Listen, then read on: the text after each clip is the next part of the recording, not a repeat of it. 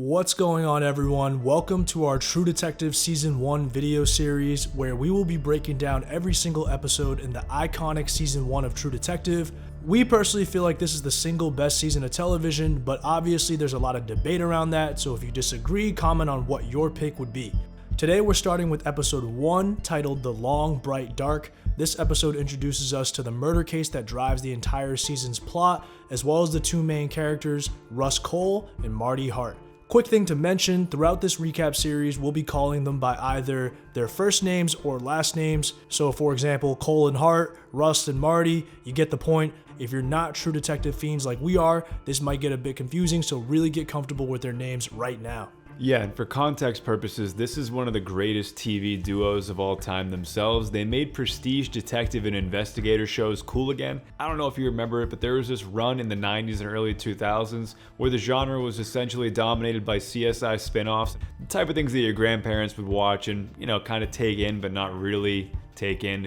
So before we really break down this case and what we learned in episode 1, let's give some quick background on the two main characters, Cole and Hart. We'll be doing some more detailed character analysis stuff later on in the video. If you want to dive deeper, just be a little patient. Right now, we're setting the table. Also, this is a good time to cover the multiple timelines that are presented in episode 1, since that plays a huge role in the case and where our main characters are at. So we get two major timelines in episode 1, 1995 and 2012. Well, let's cover the 95 timeline, since this is when the case first begins. At this point in time, both Russ Cole and Marty are partners working as detectives for Louisiana State Police. In 95, Marty has a lovely wife and 2 daughters. He's been in State CID for 8 years already, so he's sort of a vet. He seems to be liked by his coworkers and decently respected by his boss. On the surface, things seem to be going well for Marty. He's got a stable career and good family, but you can tell something is off and he's tortured inside. He's spending nights sleeping on the couch in his work clothes, not going to bed with his wife. My first impression of him was that he was a by-the-book guy on the straight and narrow, just a good old boy. Lives by society's rules and probably drove a pickup truck or something in high school. The type of man that considers a Bud Heavy a craft beer, Yeah, and there's also this scene at the station where this pretty hot young woman pulls up to give some depositions to a Detective Hart only. We'll definitely have to keep an eye on that moving forward. Let's talk about Russ real quick. In 95, Russ is simply a lonely man filled with a lot of pain. He lives in this sad, empty apartment and has his mattress on the floor with a stack of true crime novels next to it. Second week we were together, I saw where he was living. Kind of made me feel for the guy. Hey, Marty's got to chill with the critiques here. That looks like my bedroom. Yeah, all a man really needs is a bed, a toilet, a microwave, and a TV. But back to Russ. He's single with no intentions of looking for love, but he's damn good at his job because that seems to be all he has. At the beginning of 95, Russ has only been in Louisiana CID for a few months. He's already 2 for 2 on cases though, and his nickname is the Tax Man since he carries around a big notebook wherever he goes.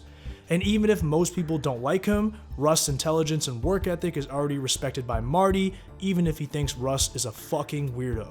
Exactly. He's the guy in the group project who does most of the work and also doesn't want the help either. Marty is the only guy who doesn't shun Russ from what we see, and I think we're going to understand more about that later on. Yeah, and prior to working in Louisiana CID, Russ spent 10 to 12 years working in narcotics in South Texas. He's also originally from Alaska, which is random but kind of fitting. When he finally has dinner at Marty's house, we learn that Russ used to have a wife and daughter, but his daughter died and his marriage didn't survive. This is obviously a man carrying a lot of heavy burdens.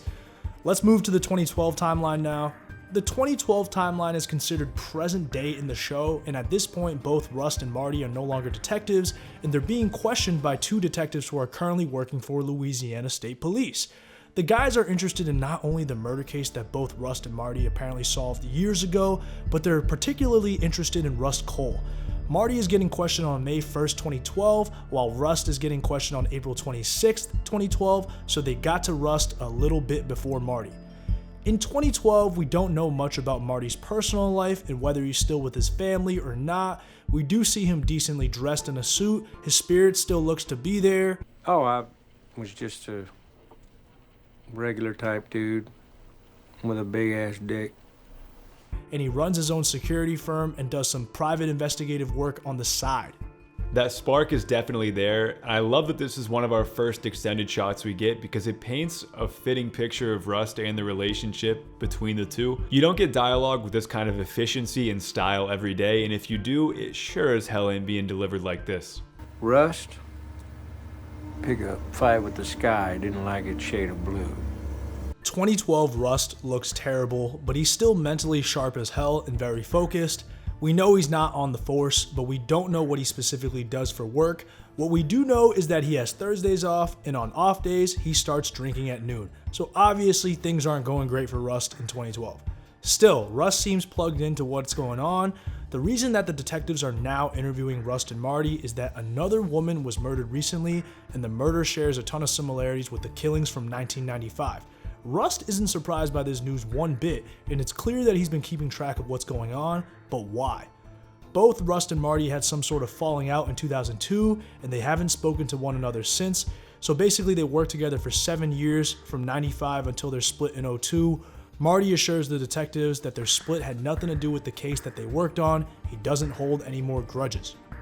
On the heels of our boy Matthew McConaughey's career shift out of that rom-com life and into some more serious roles, the fact that they show him to us in this state is so damn funny and jarring. It's incredible how they turned him from a sex symbol into someone that could easily pass as Joe Dirt's uncle.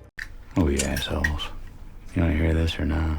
He hasn't exactly been clean living, and that can be partly explained by his complexities as a character in general. His whole thought process is non-conventional, and his mind moves a mile a minute, plus trauma. It's not uncommon for people like him to try and slow things down with a little booze, sadly, but truly. Stuff it down with some brown.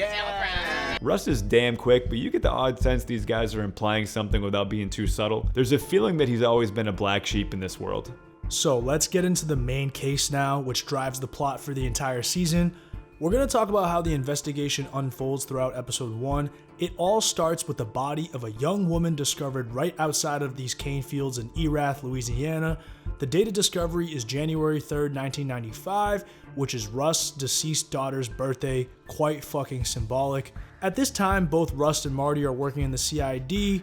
A farmer and his son found the woman's body, and the details are pretty fucked up. She's completely naked, kneeling down in prayer position with her arms bound and blindfolded. She's got a crown made of deer antlers on her head. There's a spiral tattoo on her back.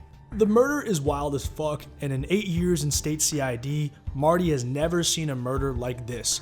Rust starts investigating the body and comes up with some interesting findings. He sees ligature marks on her wrists, ankles, and knees, stab wounds to her abdomen. She was on her back for a while, all pretty bad. Around the body are these little structures made from sticks.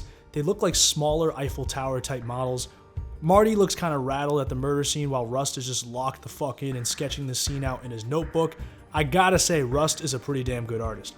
Right away, he speculates that the murder was a ritual killing, some sort of fantasy enactment that embodied the killer's vision. From checking the body, Rust notices that she had cold sores, gum line recession, and bad teeth, so she most likely had some untreated STDs and used to work as a prostitute. Rust doesn't think this is the killer's first victim. Meanwhile, the entire time, Marty is just like, chill the fuck out, bro, you're jumping to conclusions. You got a chapter in one of those books on jumping to conclusions? There's something about those little wooden structures that just creeps me the fuck out. I don't know if it's like a Blair Witch Project vibe or what, but for some reason, they're just really unsettling. Out of the two, Russ is the more intuitive. He's also not afraid to take his fair share of risks, which can be both good and bad. He shoots from the hip, yet I think he's already thought his actions over a few times in the process. It's rare when someone can be this analytical and also ahead of the game while mentally unstable to no end. It also wouldn't be the first time a serial killer had targeted prostitutes, since there is a heavy stigma against them. Their location's harder to track in the event of a disappearance, and if someone is into religious or culty vibes, those two groups usually don't think that highly of sex workers. There's also the lingering insecurity we see behind a lot of serial killers that can emerge in a pretty Freudian manner, so I think Russ is on a pretty solid track here. So back at the police station, the gruesome details around the case have everyone pretty rattled. Deer antlers, markings on the body, all types of weird shit that the Louisiana public probably doesn't want to hear. Satanism is involved? Christ almighty. Russ does some detective work by visiting the local truck stop to talk to some hookers. Remember, he believes that the dead woman did a little bit of sex work, so maybe one of the prostitutes knows her. Russ talks to two women named Annette and Lucy, and he doesn't get much info, but he does end up scoring some pills from Lucy. This man loves a good freelance. He's smooth as hell. He blends into places like this with an unspoken camouflage, sort of like a scumbag chameleon, if you will. He also does straddle the line between business and pleasure, a little too much, but that's why we love him. There are moments where Rust gives this Travis Bickle vibe as well, the kind of dude who sees it as him against an unnatural, unclean world. It's all one ghetto, man. Giant gutter in outer space. However, I'm not going to say Rust is that far gone, at least not yet. I think he's a little more intellectual, morally sound, and just overall a cooler guy. So the next day, fingerprint analysis comes back and IDs the dead woman as Dora Lange, 28 years old. She's got prior arrests for shoplifting, drug possession, and solicitation. Her last known address is outside of St. Martinsville, but according to her landlord, she hasn't been there in almost a year. Oh, and she's got an ex-husband named Charlie Lange who's doing an 8-year bid for bad checks. Her mom is still alive and lives outside Brobridge. Russ and Marty visit the forensics department after they've looked at the body, and way more information comes out. The killers washed her body clean, so no fingerprints were found on her. Russ, by the way, was on the money with his ligature mark observation, as the forensics lead confirms that she most likely was tied up for 10 to 20 hours. There was evidence of vaginal intercourse, and she was bound upright and probably hadn't eaten in a day, maybe more. So basically she was being tortured.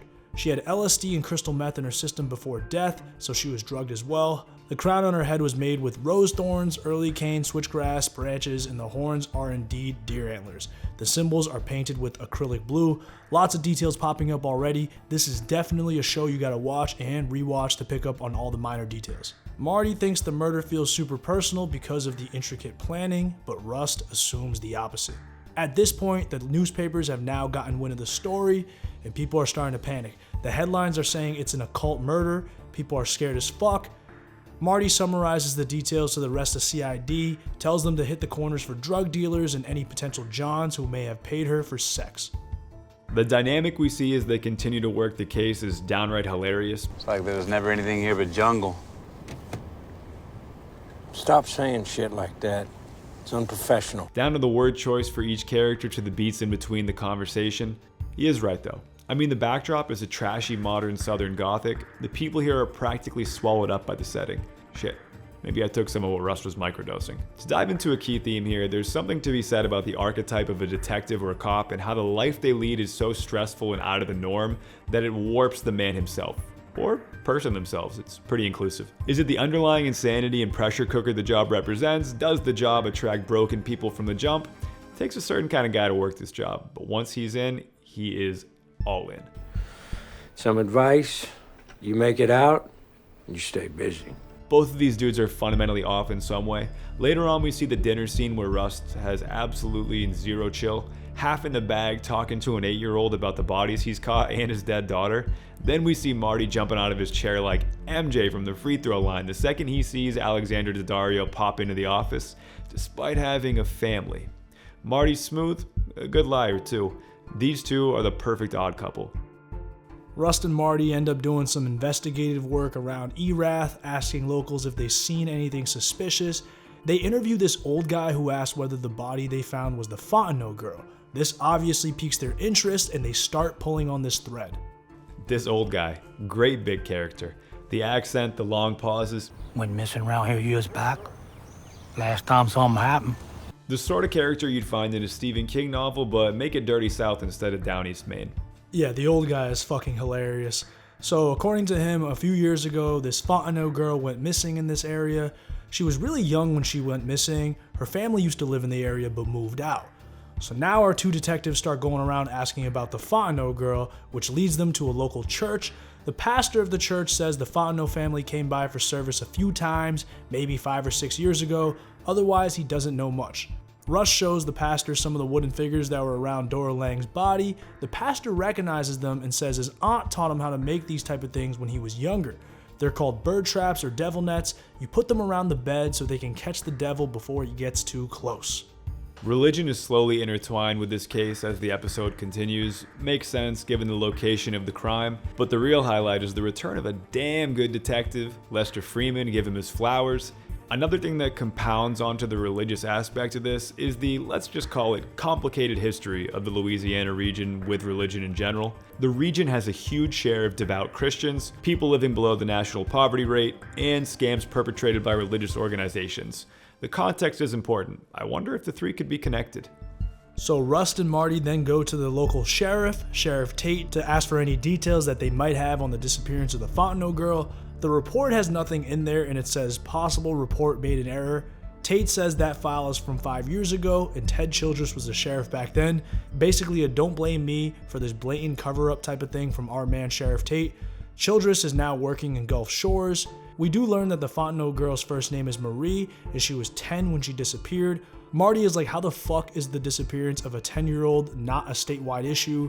And Sheriff Tate tells him that the consensus opinion at the time was that Marie Fontenot went off to live with her biological father since her mother was a complete mess who did drugs and occasional sex work. Apparently, the former sheriff Ted Childress knew about the family and said it made sense for Marie to be with her dad. Her mom did file a complaint but never followed up with it. We also learned that back in December, a little girl from the area said there was a large, green-eared spaghetti monster chasing her through the woods.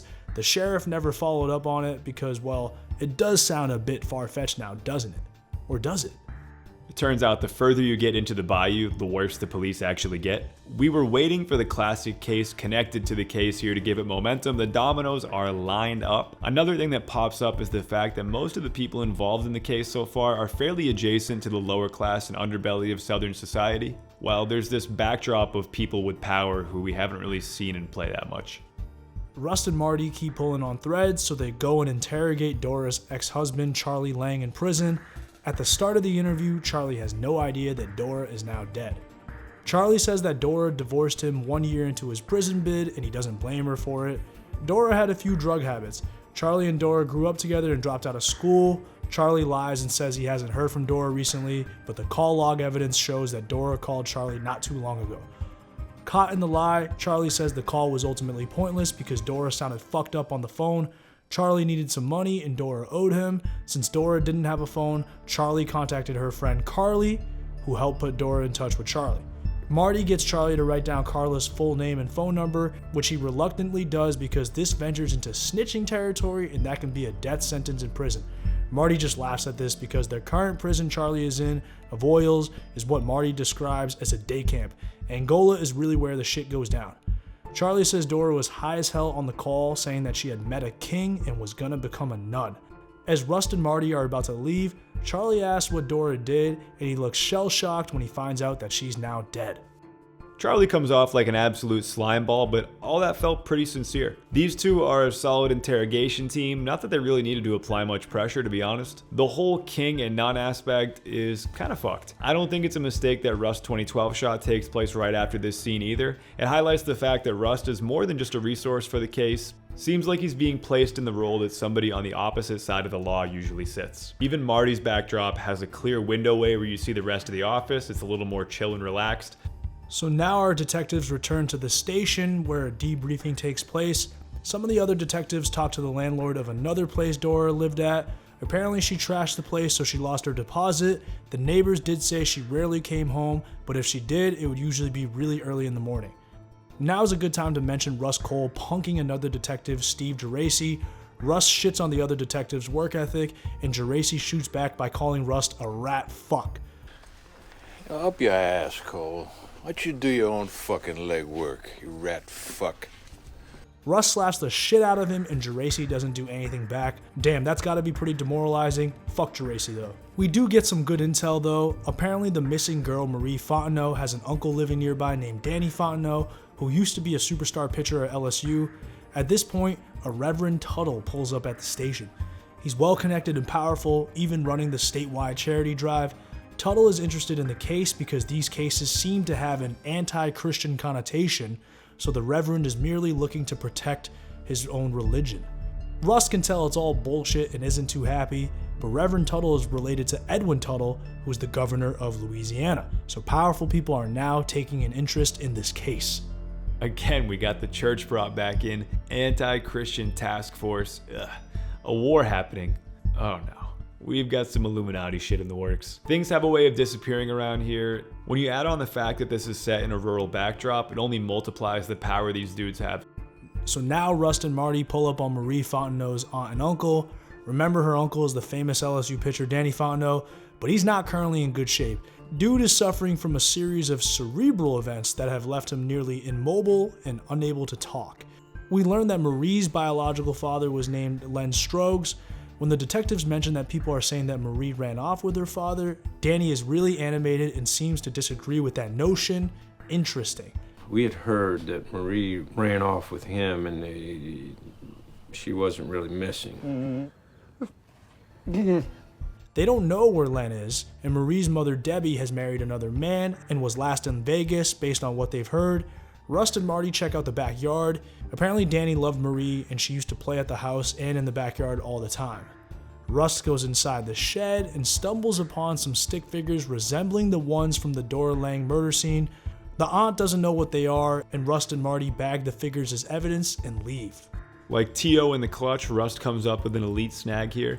He's a step ahead. The eerie and depressing backdrop of these scenes is almost like modern Faulkner. Look, I know that was pretentious as hell, but that's the last time I saw this withered, dying representation of a southern rural area look so captivating. It's tragic white trash at its artistic peak, which not a lot of writing and production teams can really swing. Props to these guys.